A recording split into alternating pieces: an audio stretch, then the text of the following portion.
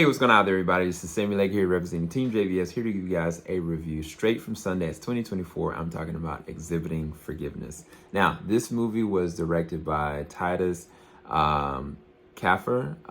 This is an amazing cast. This is Holland playing the role of the main lead, Terrell. Terrell is an amazing artist that, for whatever reason, is starting to have some issues sleeping at night, and then he, on top of that, compounding that, has this connection, and it changes the scope of how he has to maneuver because his father's back in his life, and he did not anticipate it at all. His father's played by Earl Jelks, playing the role of Laron. Andra playing the role of his wife Aisha. Aunjanue Ellis-Taylor playing the role of his mother Joyce, and newcomers Foreman playing the younger version of Terrell, and Daniel Michael Bier playing the role of Jermaine. That's Andre, or Terrell's son. So this is the thing I'm going to say about this movie. This movie emotionally compromised me, because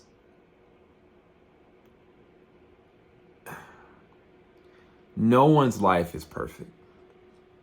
No one's.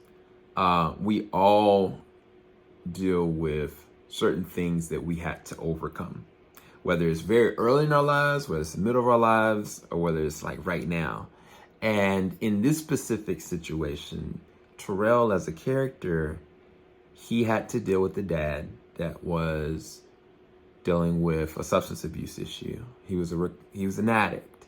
And because of that, no matter how hardworking he was, no matter how strict he was, it laid a foundation of resentment, hatred, and pain that shook Andre to his core, to the point that it morphed him into being the artist that he is today. But what does that mean? You can have all the gifts and all these different things, but what does that mean for your foundation if your foundation is based on so much pain that not only are you not forgiven, you're not dealt with, but it is crippling you? That the aspects of this script are astonishing. Now, the director said that this is not a biography. He said that specifically during the Q&A with the Sundance, but you could feel through the dialogue from Andre and John, from Andre and Aunjanue, these interactions of pain, unforgiveness, hopelessness, depression, trauma is something that is just being passed around, and they're trying to process it. These are very real moments, and these are so fluidly organic that I am compromised by this. I really am. Like, I'm doing my best to give you guys a clear, concise thing, but the script is near perfect. This is one of the best scripts I have ever seen on film because of how real and organic it is. There's a scene that happens when Aunjanue's character is trying to have Terrell forgive his dad, and there's a couple different moments like that, but Terrell goes and talks to his dad and kind of corners him and puts a camera on him, and the way that they handle transitions, I'll get to that in a second. But he puts him on the camera, he starts asking these probing questions, and the probing questions are really intentional to try to hurt the dad. And then the dad starts to unpack certain things about his own trauma and his own issues, his own life. And everything was good up until there's triggers. Everybody has triggers, right? And so trauma in and of itself is provoked from a trigger. And these triggers have these moments where the characters are outside themselves. Like, the actors are no longer the actors, they are the characters. And it is amazing to watch. And Andra Day, she is she's playing the role of Aisha. Aisha is a singer. She's an artist too, just a different artist. And she's trying to work on her song.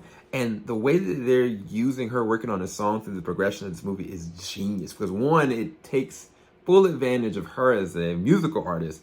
But then the other side of this, her husband is having an existential crisis due to his own trauma and repressed memories that she can't do anything about. And the thing about it, and this is some people, what do you do when you can't physically help someone?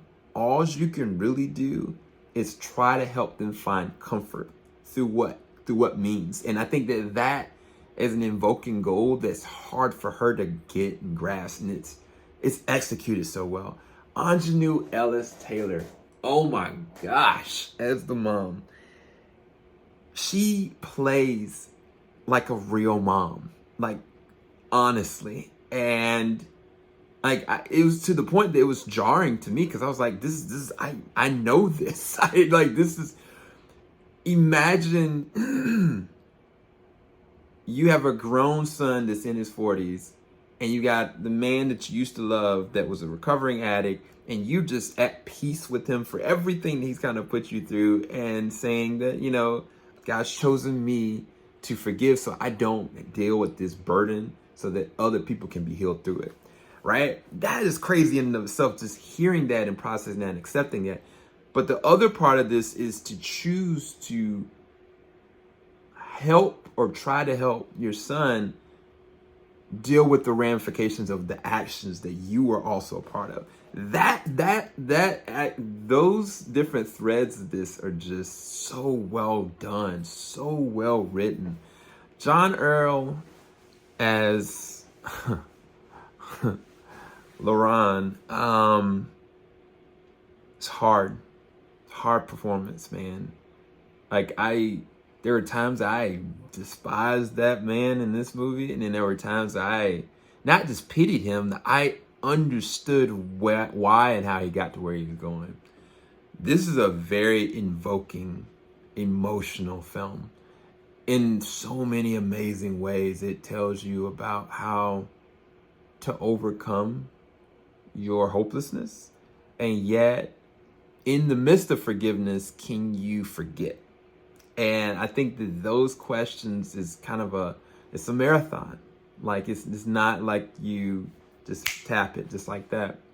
Now, the way that Titus handles transitions, woo, the transitions between scene and scene. This is a shot of a picture silhouette of LeRon, and then all of a sudden it just goes straight into him, and it's transitioned so eloquently. But then there's other intersection transitions. They're so good in this movie. Like, this is so well filmed, so well positioned. The camera angles allow you to be able to feel every invoking emotion that you're gonna feel as the audience and you're gonna get from the actual characters. And it's done so well, dude. Like, this is one of the best films I've seen in a very long time. This is award worthy, and my hope and my prayer is that it gets picked up, and the studio that picks it up allows it to be nourished, allows it to go through rounds, not just with Sundance, maybe with South by Southwest, maybe with TIFF, maybe with New York Film Festival, and allow it to gain momentum, because this is one of those films that are worthy of it. 10 out of 10. Easily one of the best movies I've seen at Sundance. Highly recommend you go and check it out. If you've not watched it, if you're waiting, anticipating for it, I promise you the wait will be worth it. Thank you guys so much for watching. Make sure you like, subscribe, hit that bell button. Keep it locked. JVS, we ain't gonna stop. Peace, guys.